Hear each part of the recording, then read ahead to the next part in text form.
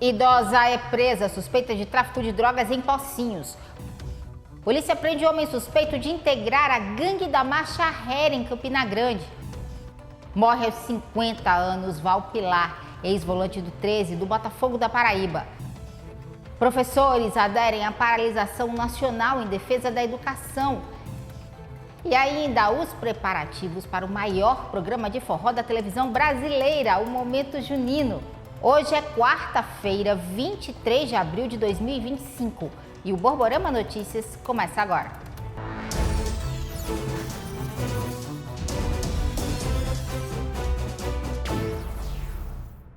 Olá, boa noite. A gente abre essa edição com um caso curioso. Uma idosa foi presa suspeita de tráfico de drogas em Pocinhos. A polícia já estava investigando a mulher e ainda encontrou várias drogas com ela. Vamos ver. Polícia Civil do Estado da Paraíba, devidamente representada pelo GTE Homicídios da Seccional de Esperança, obteve uma informação preciosa de que uma senhora idosa na cidade de Pocinhos estaria comercializando ilicitamente entorpecentes.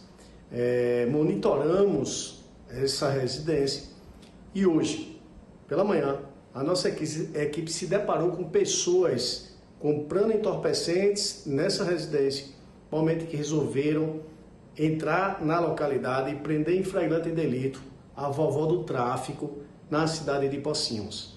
A ação foi extremamente exitosa, tanto é que apreendemos uma quantidade significativa de maconha e também de crack e cocaína que estavam em poder dessa idosa, bem como uma balança de precisão e quantidade suficiente de drogas que imputasse a essa senhora uma prisão em flagrante por tráfico de drogas. Ela imediatamente confessou que essa droga pertenceria a ela e que realmente estaria comercializando essa droga na sua residência, momento em que foi encaminhada aqui para a Seccional de Esperança, devidamente autuada em flagrante delito por tráfico de drogas e será colocada à disposição do Poder Judiciário. Olha, a polícia, através da Delegacia de Furtos e Roubos, recuperou 500 caixas de sandálias furtadas de uma fábrica aqui em Campina Grande. A carga é avaliada em R$100 mil. Essas imagens mostram a ação da Delegacia de Roubos e Furtos de Campina Grande num galpão localizado no Distrito Industrial de Campina Grande, onde foi encontrada uma carga de 500 caixas de calçados desviadas de uma fábrica também no distrito. O furto aconteceu no feriadão. O dono do local foi preso por receptação. Recebemos denúncias de populares, que uma oficina no bairro do Distrito Industrial estaria com produtos roubados e prontamente, logo pela manhã, nas primeiras horas da manhã, nos deslocamos na localidade e confirmamos realmente a veracidade das informações. O indivíduo foi preso em flagrante pelo crime de receptação, tendo em vista que estava fazendo o depósito de 500 caixas de calçados de uma fábrica aqui local. Mercadoria essa avaliada em torno de R$100 mil. Esta empresa foi contactada, confirmou que de fato houve um desvio, furto nesse centro de distribuição e prontamente procedemos à devolução dessa carga e o indivíduo atualmente agora se encontra preso, aguardando a apresentação em audiência de custódia. Segundo o delegado Demétrios Patrício, o homem afirmou que apenas alugou o espaço por R$3 mil. Em interrogatório, ele alegou que desconhecia a origem da mercadoria, um sujeito que nunca tinha visto antes compareceu ao seu estabelecimento, ofereceu R$3 mil para que ele guardasse esse material, ele aceitou e logo em seguida acabou sendo preso aqui pela equipe da DRF. Vale frisar que ele, inclusive, já foi alvo no ano de 2022 pela Polícia Federal, tendo em vista que nessa mesma oficina foi encontrado várias caixas de cigarro contrabandeados. As investigações não param por aí.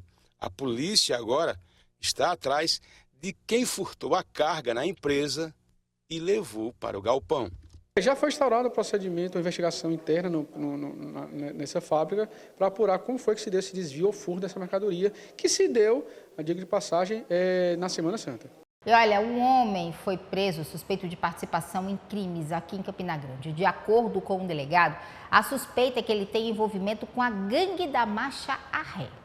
A prisão foi realizada pela Delegacia de Roubos e Furtos de Campina Grande, no bairro Malvinas, ontem à tarde.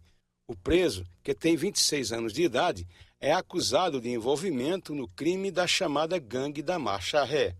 O delegado Demétrios Patrício explicou a situação, pois o alvo já tinha sido preso pelo crime. Esse indivíduo já era conhecido aqui da DRF, inclusive ele foi preso em 2019 por participar e integrar essa associação criminosa e foi condenado a 4 crimes de furto qualificados, 2 deles de veículos automotores e 2 por arrombamentos nessa modalidade, Gangue da Marcha Ré, no bairro Centenário. O primeiro uma loja de roupas e o segundo um mercadinho da área. Esse indivíduo realmente estava cumprindo pena em regime fechado diante dessa condenação, só que acabou tendo o regime regredido e prontamente fizemos a captura do mesmo no bairro Malvinas.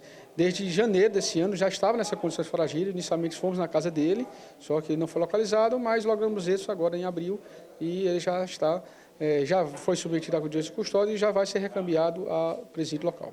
E olha só esse caso. 2 mulheres foram presas em Nova Floresta, suspeitas de tortura e ameaça. Tá aí, mais uma que foi autuada, teve a prisão em flagrante convertida em preventiva e está indo para o presídio feminino na cidade de Campina Grande. Ela, juntamente com outra que também foi decretada a preventiva dela, pegaram uma de 22 anos e deram aquela velha disciplina. Levaram a menina lá na Nova Floresta, atraíram até a casa dela e juntamente com a outra fizeram ela cheirar cocaína, como elas também cheiraram o dia todinho, e depois deram uma pizza daquela grande que ela chama de disciplina. Sabe qual foi o motivo?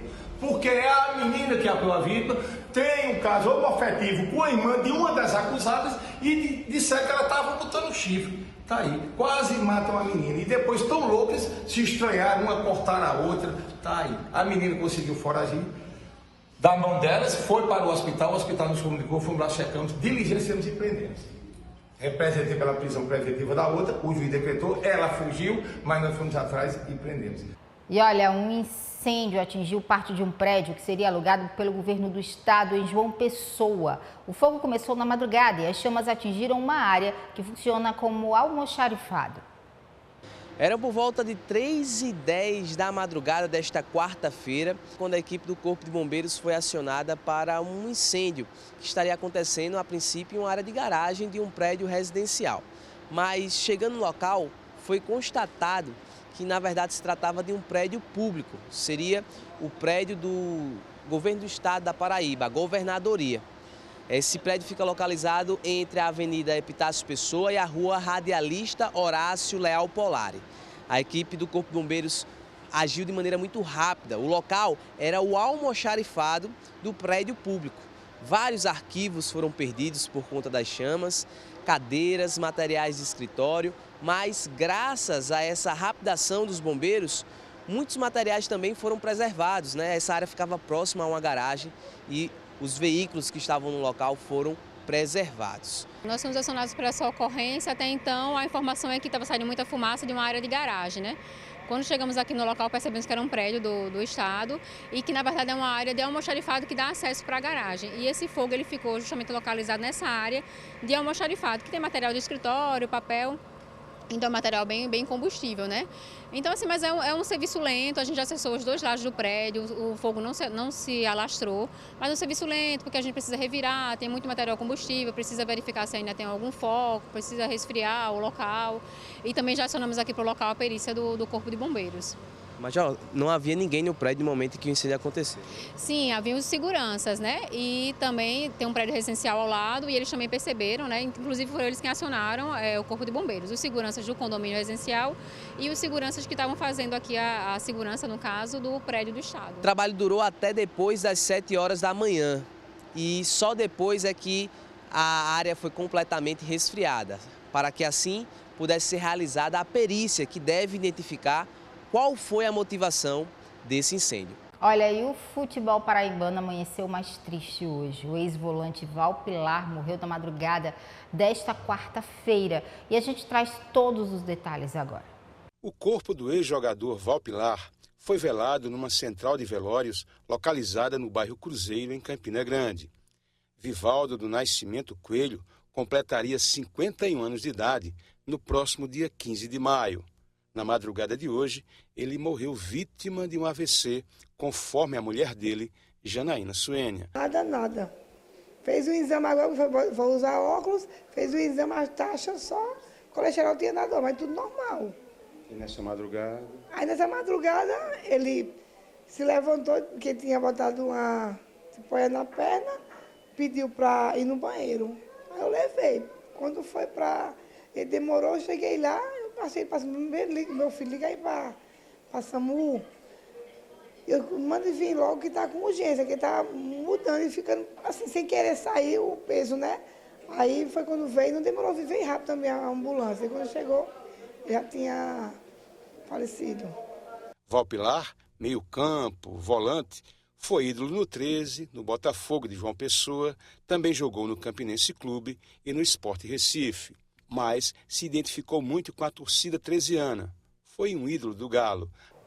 Valpilar é um grande guerreiro, um grande jogador, apaixonado pelo 13, que hoje você não vê mais isso. Mas Valpilar, a torcida sempre acreditava no trabalho dele, fazia por amor mesmo ao clube, tanto que não perdeu um jogo do 13. Agora há pouco mesmo a gente, parece que era uma despedida, né? Sempre encontrava com ele e a grande perda para a família tresiana, para o 13, para o futebol do Nordeste, enfim, só tenho que lamentar. O ex-jogador Israel participou de um jogo épico, 13 e São Paulo. Na época, Valpilar foi implacável na marcação do jogador Kaká. Nesse jogo contra o São Paulo, ele marcou um jogador que depois veio a ser o melhor do mundo, né? Um jogador promissor na época, né? Com 18 anos, o Kaká, e aquele jogo ficou na história, né? Onde o 13, onde nós vencemos, eu tive a honra e a satisfação de ter jogado ao lado dele, pelo 13, né? Onde nós fomos campeão paraibano em 2001 pelo 13, e nesse jogo aí ele ficou marcado, né? Além de dar de letra, ele conseguiu marcar Kaká, né? E o São Paulo um super time. E nós vencemos aqui de 1-0, perdemos lá de 4-1, mas aqui em Campina Grande o 13 soube fazer o dever de casa e, na minha opinião, nesse jogo, Valpilar foi o melhor jogador em campo. Valpilar teve um bom relacionamento com a imprensa. O jornalista e professor Leonardo Alves acompanhou a trajetória do meio-campista. Irreverente dentro e fora de campo, muito dedicado, brincalhão, humilde, despojado de grandes vaidades, mas um cara muito comprometido dentro de campo. Não é à toa que foi ídolo no Botafogo, foi ídolo no 13, se destacou nacionalmente com aquela velha frase que ele brincava: eu vou marcar o Kaká, e de fato marcou. Lá em 2002, o 13 venceu o São Paulo aqui, e não foi o capitão que fez o gol que ganhou destaque. Quem ganhou destaque foi o Valpilar, porque havia marcado o Kaká, havia brincado, havia sido irreverente com o Kaká dentro de campo. Então esse era o Valpilar que a gente conhecia. O cara que se destacou também pelo toque de letra, que era uma deficiência que ele tinha, que não jogava com a perna esquerda, e ele usava esse recurso. Era um cara brincalhão, era um cara que todas as torcidas gostavam. O jornalista e narrador esportivo Romildo Nascimento também falou sobre o ex-atleta. O Valpilar era aquele tipo de pessoa com a qual você não precisava de encontros muito frequentes para admirá-lo. Era meu caso. Na época de repórter, a gente se encontrava mais nos estádios, e depois esses encontros se tornaram menos frequentes, mas o suficiente para admirá-lo. Eu admirava o Val tanto dentro de campo como fora. Quem não gostava de Valpilar? 13 anos, raposeiro, não interessava. Era sempre aquele jeito expansivo, né, espontâneo, contador de causos, uma pessoa muito engraçada, pessoa muito querida, né, folclórica em alguns momentos. Valpilar começou a carreira no Botafogo de João Pessoa. Ele jogou ao lado de Erivelton. Nós tivemos a oportunidade de jogar em 1997 lá. E eu acho que foi o início da carreira dele, ele vindo da cidade de Pilar. E essa característica de ser um jogador aguerrido, mas ele também tinha muita habilidade quando estava com a bola nos pés. Então, Valpilar era um jogador já moderno naquela época. Em 97, os volantes dificilmente saíam jogando. Valpilar era um daqueles que saía jogando, e na hora de marcar ele também era aquele homem aguerrido, jogava realmente para honrar a camisa ao qual ele vestia. Valpilar deixa uma imagem de uma pessoa extrovertida e de bom relacionamento. O corpo de Val Pilar foi velado em Campina Grande até às 3 horas da tarde e depois foi levado para Pilar, onde será enterrado amanhã pela manhã. Ele era natural de Itabaiana. Realmente uma grande perda, né, para o futebol paraibano. Vamos mudar de assunto? Profissionais da educação paralisaram as atividades nesta quarta-feira em apoio à mobilização nacional em defesa da educação pública. Entre as reivindicações da categoria estão valorização salarial, melhores condições de trabalho, luta em defesa da saúde mental dos trabalhadores, dentre outros. É uma paralisação nacional, uma convocação feita para profissionais da educação. Maria da Paz será uma das palestrantes nesse evento que acontece aqui em Campina Grande e é quem vai trazer maiores informações para a gente. Da Paz, qual é o objetivo desse evento? Quais são as bandeiras de luta de vocês?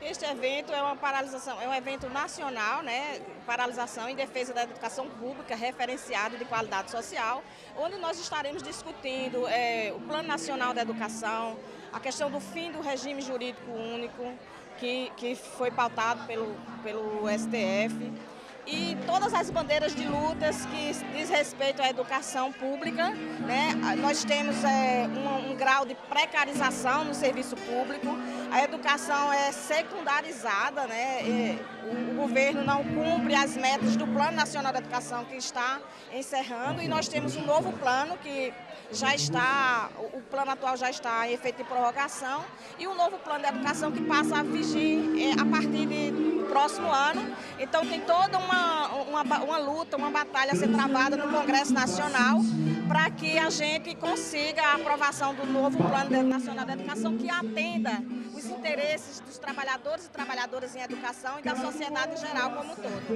Vamos falar agora de oportunidade, porque abriram as inscrições para vagas remanescentes do FIES. Então você que quer fazer aí um curso superior, a oportunidade é agora. Olha aí. As vagas remanescentes são referentes ao primeiro semestre do FIES 2025. E os interessados para essas vagas podem acessar o site acessounico.mec.gov.br até o dia 29 de abril. O resultado da pré-seleção deve ser divulgado no dia 6 de maio. Vale salientar que é preciso atender alguns pré-requisitos para realizar essa inscrição. Alguns desses pré-requisitos são os seguintes: ter feito a prova do Enem de 2010 até agora, ou seja, ter feito em algum desses anos, ainda não ter zerado a redação e ter feito a nota igual ou superior a 450 pontos. Vale salientar que ainda é preciso ter renda per capita familiar de até 3 salários mínimos. Depois da relação com os pré-selecionados, essas pessoas vão precisar buscar as unidades de ensino nos dias 7 e 8 para comprovar a documentação apresentada durante a inscrição, e só aí a matrícula será válida. Vale salientar que 50% dessas vagas, remanescentes serão destinadas a pessoas que têm essa renda per capita de até 1 salário mínimo e que também são cadastradas no CAD único. A seguir, a preparação para o momento junino, que está começando já, é dia 3 de maio.